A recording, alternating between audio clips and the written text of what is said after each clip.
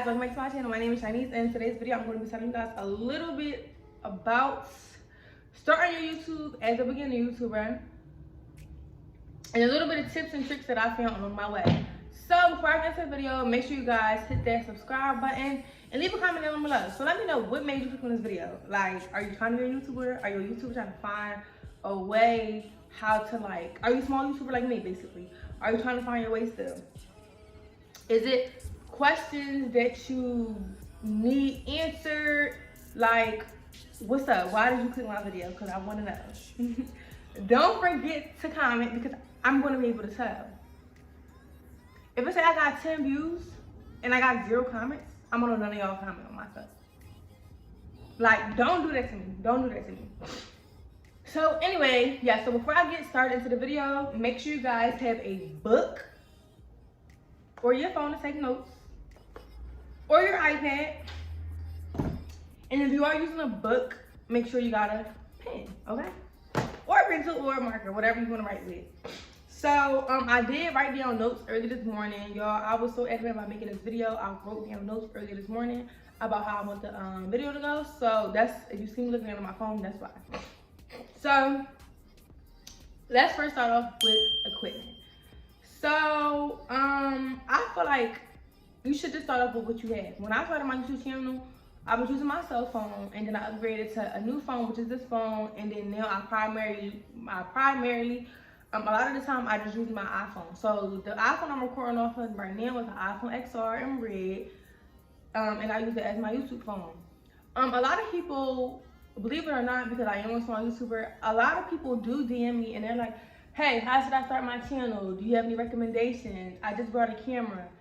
And honestly, I tell everybody, I tell everybody, my closest friends, when they even want to start their businesses, that's a whole different video. But when you're starting off anything, like anything at all,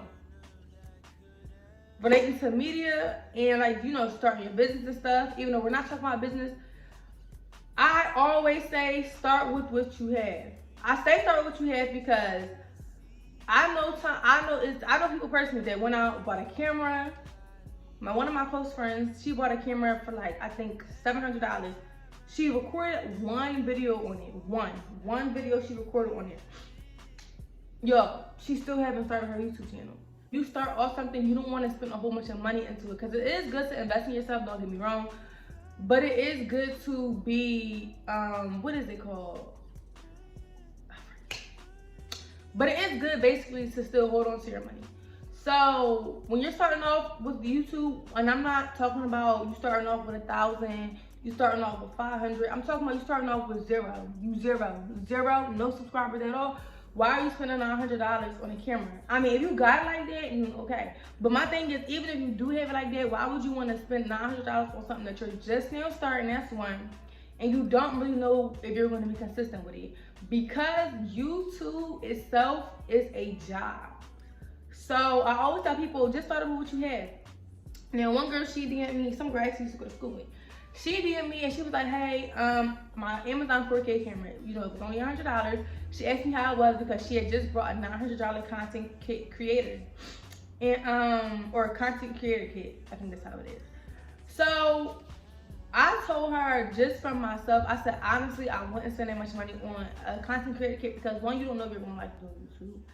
2, you might like it for a little bit and then you might stop. When it comes to me, I'm very, very, very cheap. So I don't do unnecessary spending unless I know I'm really going to be invested in it. So if you have an iPhone, start off with your iPhone. If you have a camera and you already bought the camera, okay, that's fine. But I'm not saying, like, go out and buy a camera. You get what I'm saying? Save your money. Okay. And then a lot of people also say, well, what about if I run out of storage? So at first, like I said, I primarily record on my red phone, which I call it my YouTube phone. But it was a time period where my YouTube phone was broke, and like I said, I'm cheap. So I was still using it to a certain extent, but I couldn't really see myself on the video. So I would resort to this phone, my iPhone 12. So being as though this is my primary phone, I use my phone all the time. I take pictures. This is my primary phone. A lot of times the storage runs out.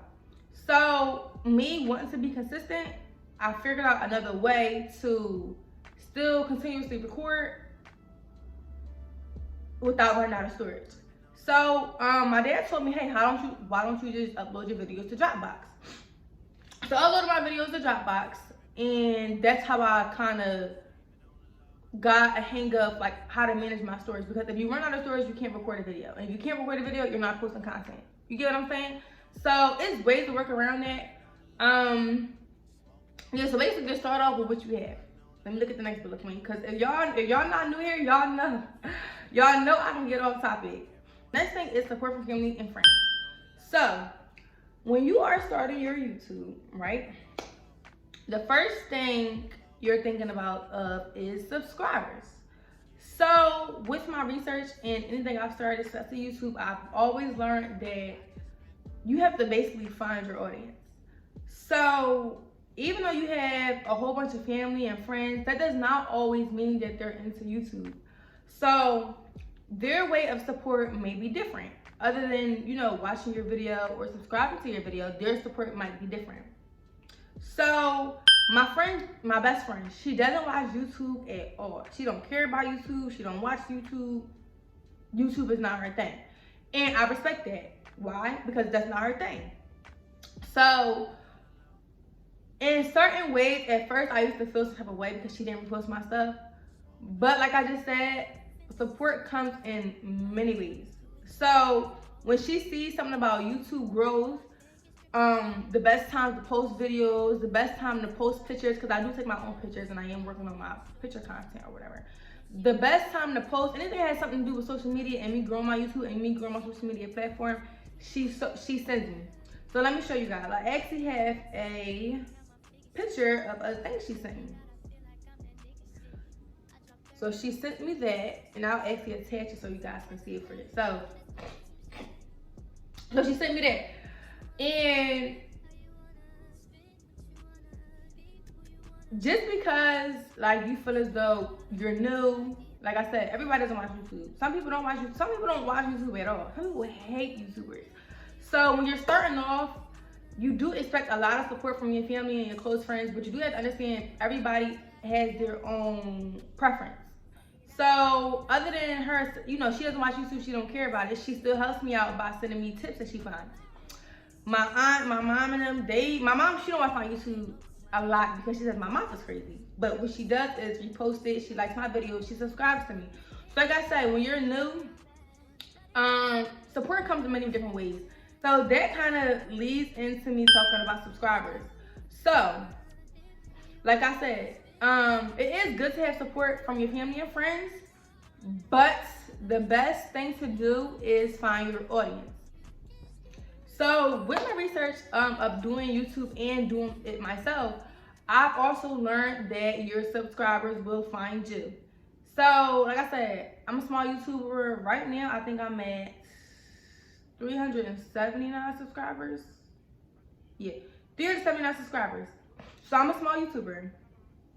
But what I did learn is your audience will find you. You just gotta keep posting. So it is good to have a lot of subscribers, but in the same sentence, you want to have people that actually like you. So before I became a YouTuber, a lot of people recommended that you do YouTube groups. Throughout my research that I've done, honestly, I think YouTube groups are good, but they're good to a certain extent because I am in a few YouTube groups, and I feel like, remember that era on Instagram where, you know, you do follow for follow and the other person unfollow you back? That's kind of what I get from it. And these YouTuber groups, these beginner YouTuber groups, everybody wants to become a YouTuber. So everybody's basically in there for the same reason you're in there. And a lot of the times, I don't know, I'm not sure about everybody else, but me, a lot of the times people will post their videos and I'm not watching it because I'm not interested in it. It was a time where somebody, and not even just one time, it was multiple times, people were like, hey, would you subscribe? Would you want to do sub for sub? And a lot of times I tell them no. Why? So I tell them no. You're probably like, why are you telling them no? Y'all both were trying to grow. I tell them no because a lot of times when you do sub for sub, it's like follow for follow. They'll subscribe to you, you subscribe to them, they'll unfollow you. And also, you want genuine subscribers. So if I'm subscribing to you just because you want a subscriber and we're both trying to gain subscribers and I'm not watching the video, not interested in what you're posting, I'm not gonna watch I'm not watching you. And it's like, you're not gaining nothing from it. Because other than subscribers, you also need the watch time to become monetized and to become successful as a YouTuber. So I'm pretty sure it's a lot of times when people watch videos and the video only has about 100 views. But the person whose video it is, they have about 5,000 subscribers.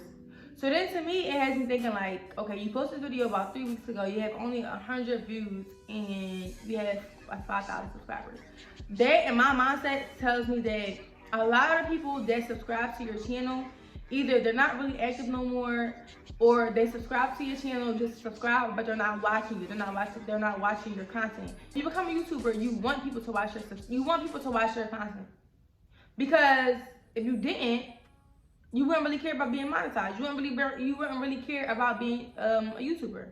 To me, when you become a YouTuber, your goal is to become monetized, or unless you just do it for fun. But then again, who wouldn't want to be monetized? I like a challenge. Have subscribers that actually like your content and are actually subscribing out of their interest is the best. Because I'd rather have 300 subscribers and they all watching my videos than me have 1 billion subscribers and my watch time is low, my video views are low. You get what I'm saying? Your goal is to continue to excel, to continue to grow. So if you have 5,000 subscribers or 6,000 subscribers, and your videos, not even just one, because don't get me wrong, some videos don't do as well as others, but you do have a kind of like a ballpark number where you want to see your videos. You kind of have a ballpark number of how you want your videos to do. So that's when you have a certain amount of subscribers. If I got 5,000 subscribers, I need at least 900 views, like at least on a bad day. You get what I'm saying? So let me go on to the next thing. Yeah, being consistent really is key when you are new to anything. And I learned that from when I was looking for a partner. So I started being consistent on YouTube in December. I was trying to do Vlogmas. A lot of people say it's good to start your YouTube channel around those kind of times because a lot of people are looking for Vlogmas videos. So I did gain a lot when I did that. Of course, Vlogmas was over and then my views started to go down. So if you guys hear somebody, like for something like that, that's Harlem, she just literally woke up. I hear her coming down the hallway. But yeah. So like I said before, I'm a full-time mom and I'm a single mom. I'm a full-time student, I'm a full-time employee. So being on schedule for me is the biggest thing, like the biggest thing ever that can benefit me. So, hi Harlan. See, it benefits me a lot because my schedule is very, very, very, very tight. So before I started school, I used to be trying to upload on Monday. Before I started school, I tried to upload on Tuesdays, Thursdays, and Sundays because my off days are Monday, Tuesday, so it gives me time to record throughout the week and edit on Mondays and Tuesdays. But now that I am in school, it's kind of hard because I would record throughout the week, start editing on Monday and Tuesday, and then I have time to edit before I go to work and then also upload it. So as you can tell, I'm being very consistent and I would also say I'm very passionate about it because, Lord, my schedule will be tight. I gotta drop my daughter off by 8 o'clock. I gotta, just have a firm schedule of when I want things to get done, and that helps a lot because now your subscribers kind of get an idea of when you're going to post. And even if you don't post, because I did fall off a couple times of my Tuesday, Thursday, and Sunday routine. Even if you don't post on those days, they do know a video is still coming. Be a person where you start recording, you're going in. Then you reach an obstacle. Then you get defeated. Then you stop posting. Then people are going to stop watching. So I also learned, bless you, I also learned quality over quantity. And that helps too with being on schedule. Because there will be times where I'm trying to hurry up and get a video out. Because it's my day. And I had to sit down and tell myself, China, this video is not good. You need to drop part of them off tomorrow, and go back in your editing time frame and finish editing the video. Because if you're trying to hurry up and post something really quick, like, oh my god, let me hurry up and post this real quick because I need something to be up, it will get posted and it will go up as a video. Will people continue to watch it? No.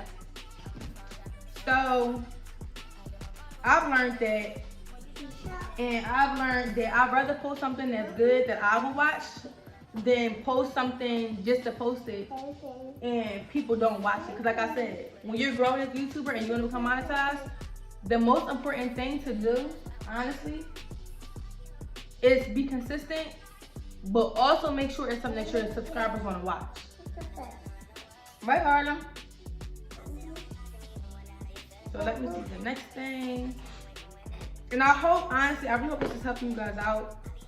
Because when I started off as a YouTuber, I was doing research, a lot of people saying the same thing. And I honestly thought this would be a great video because I'm a small YouTuber just like you. And it's to me, it feels good to watch somebody grow as I'm growing mine as well. So I hope it's good. I hope it's good. Also, have your ideas planned. Having your ideas planned, oh my God, helps you out so much. So I actually have a calendar. Let me show you guys my calendar. I'll be right back. So I actually have a calendar, right? This helped me out a lot. So I will post what days I want to post, and then it kind of gives me an idea of when I'm going to record, and then I'm going to post, and then I'm going to record and edit, and then I'm going to post. It's key to be on schedule, y'all. You gotta have some type of structure, because if you don't have structure and you just throwing stuff out there, y'all, no, that's not the way to go. The way to track your progress is by using YouTube Studios. So YouTube Studios is great because every 24 hours, it generates your average. So like, it'll show if you're progressing or if you're decreasing.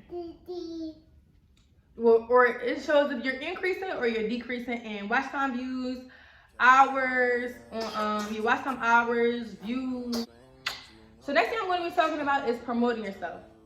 So after you record your video, it's up to your liking. The next thing to do is get your video out there.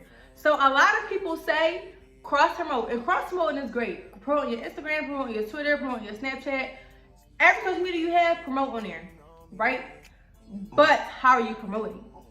So at first I used to just post thumbnails to my story, thumbnails on my Snapchat, thumbnails on my Twitter with the link. But what I learned, what has been helping me, and I haven't heard nobody else say this, is posting reels, TikToks, and shorts. So yes, people say post reels, TikToks, and shorts, but how are you posting them? So yes, I post mine as like advertisement. So other than just putting up the thumbnail and be like, hey, subscribe to my channel, hey, go watch my newest video, I promote it as if it's like a new movie coming out. I got a trailer, I got a premiere video, I got all that. So I'm going to attach right here an example of how I promote my videos. When I promote myself, I kind of use trailers of my favorite moments in the video or a climax point in my videos to advertise and grab my audience attention. So on my high-speed chase video, y'all, I'm gonna attach it right here. I'm going to add all the juicy points where I feel as though it's going to get y'all attention. And I post them as shorts, reels, and TikToks. So I do that because I feel like, one, reels and TikToks, they always do numbers. No matter if you do 200 on the daily, 1,000, 600 on the daily, no matter what, TikToks and reels always do numbers because it's always going to generate views. Like, for some reason, no matter when you post a reel, it's going to get views regardless. Either people on your timeline are going to see it, or if somebody watched somebody else's video, they scroll down, yours is going to be there. And I use that technique a lot, and it helps me out a lot. So when I have slow times, I post shorts and I post my reels. The shorts help out a lot. So I think recently, I posted my short about my 4K camera. Nobody was really watching, nobody was really caring about it. Once I post my short, the video went crazy. Like, I think I reached about, let me see, 300. I reached about, last night it was 349 views. Before I posted my short about the video, it was honestly at a nice 50.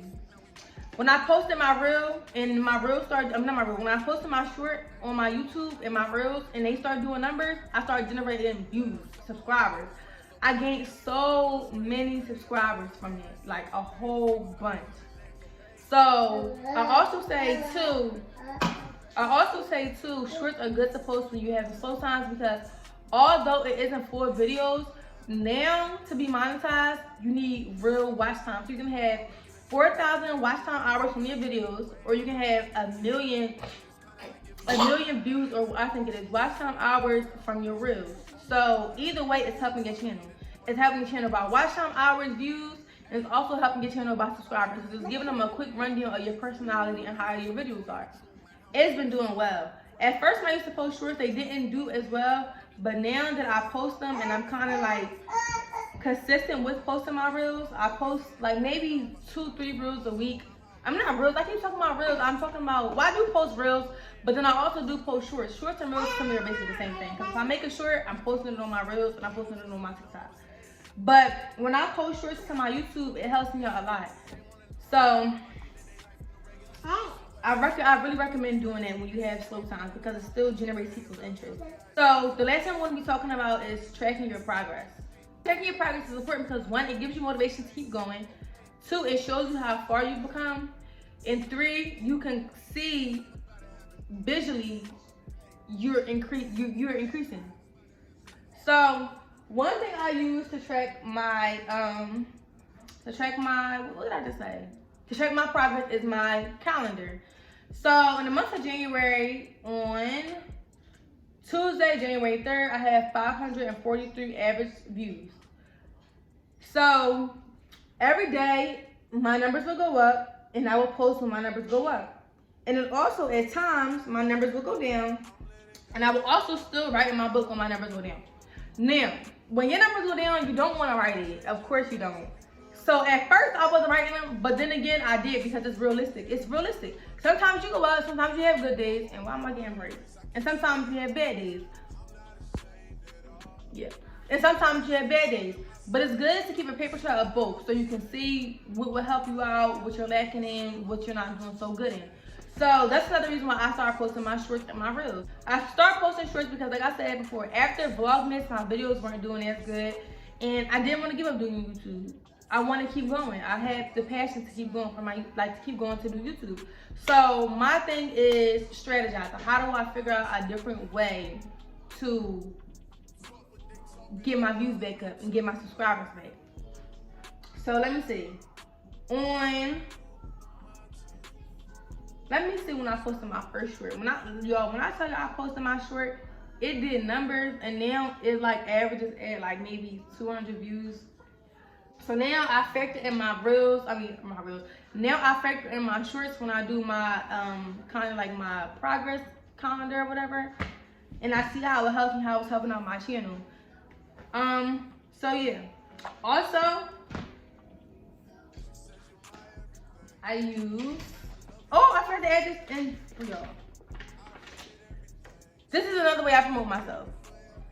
Even though we're not talking about promotion no more, this is another way I promote myself. When I go somewhere, you're gonna scam me. And make sure you scam me and subscribe. But yeah.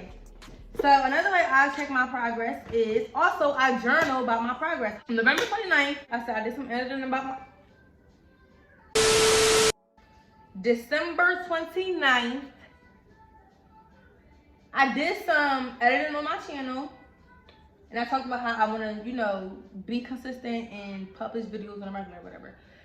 November 29th, I was at 315 subscribers. Right now, I'm at 379. So it's important to journal your success and journal your failures as well, because it shows you basically what you can do. You can go back and say, okay, this is what I did to make my channel better. This is what I'm going to continue to do. And remember I told you guys how it's good to plan out your content ideas. So the beginning month of February, January 26th, a couple days before the new month, I put down a whole bunch of content ideas that I want to do for the month of February, so I don't run out of content ideas and I can continue to be successful.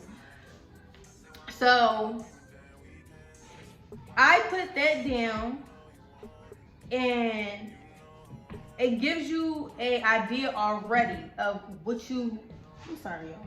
It gives you guys an idea already of how you want your year to go. So this is gonna be the very end of the video. Hope you guys liked it. Make sure you guys comment down below. Tell me how you feel about the video. Tell me if you feel like I could have touched more on other things. Let me know if you know anything that you feel like down below. Also, make sure you guys subscribe to my channel, because the more I learn, the more you guys are gonna learn. The more I know, the more you guys are gonna know. And then last but not least, make sure you like my video. Give me a thumbs up, because I feel like I delivered. I did a great job. As a beginner YouTuber, I never did one of these before ever. I feel like I did a great job. So if you take this on, make sure you guys comment, like, and subscribe to my channel, and I'll see you guys in the next one. Bye.